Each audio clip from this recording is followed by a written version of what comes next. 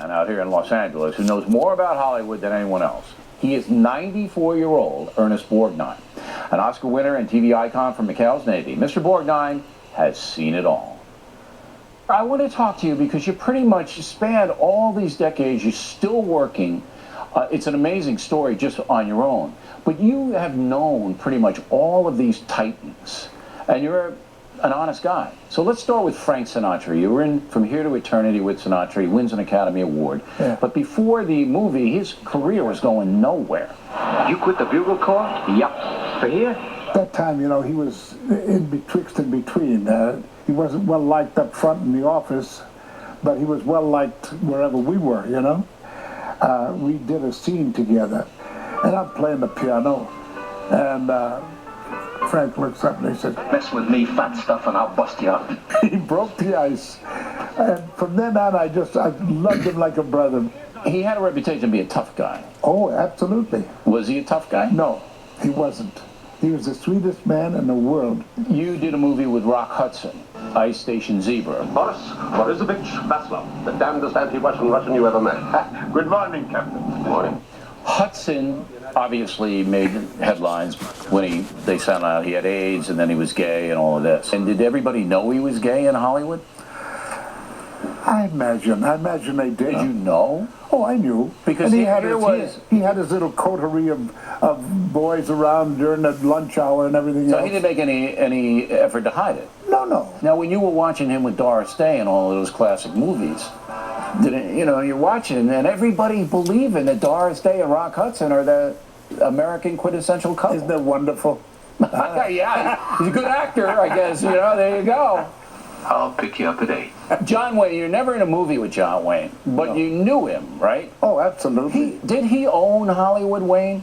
When he said jump, people said, how high? He was big. He was that big. You're gonna have a long winter bellyache, you boob. We were in that polo lounge together, and we met one night, and he looks at me and he said, "Damn it, Ernie, how come we never worked together?" And I was feeling all right, and I said, "Because you're afraid to work with good actors."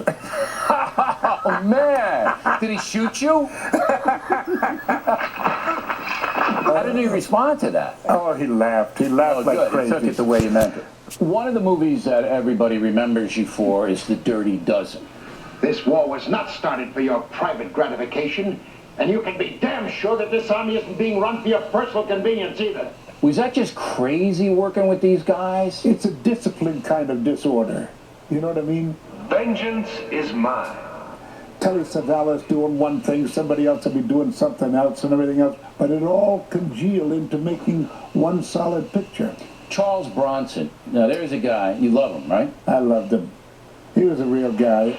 Anyhow, he had it coming. It looked to me like the actors in your era, 50s, 60s, early 70s, were a lot tougher than the actors today. Jack Palance, Clint Eastwood, come into Hollywood, no pretension. I don't think it's nice, you laughing. Today it looks a little dilettantish. You know what I'm talking about? Does it change? Oh, it's changed tremendously. And you walk into a set today, and it's altogether different. It's not like it used to be. We were one great big happy family at one time. You were in a movie called Red. Yeah, Red, R-E-D, retired, extremely dangerous. In that movie, Bruce Willis, pretty big star, right? Oh, sweetheart. You like all of these guys. No, I tell you, you pick and choose your friends. But a good guy, you're like, hey, you're a good guy, Bill. I want to tell you, right, so to your face. I appreciate that. Believe me. Kids now know you from SpongeBob. Will you sign our books? Yeah, of course. You got to know you're blessed. Absolutely. You are blessed. You're 94, the kids love you. Stay on the path of evil. It's stay away from the path of evil. Oh. Well, Mr. Borgnine, I wanted you here. We don't do a lot of celebrity stuff on The Factor, but you are a living legend. I think if Hollywood ever needs an ambassador, you are the guy. Thank you, sir. All right. Thank you very much. One of my favorite guys of all time. Tonight's the Patriots in a moment. Tonight, starring our pal James Carville and Miracle.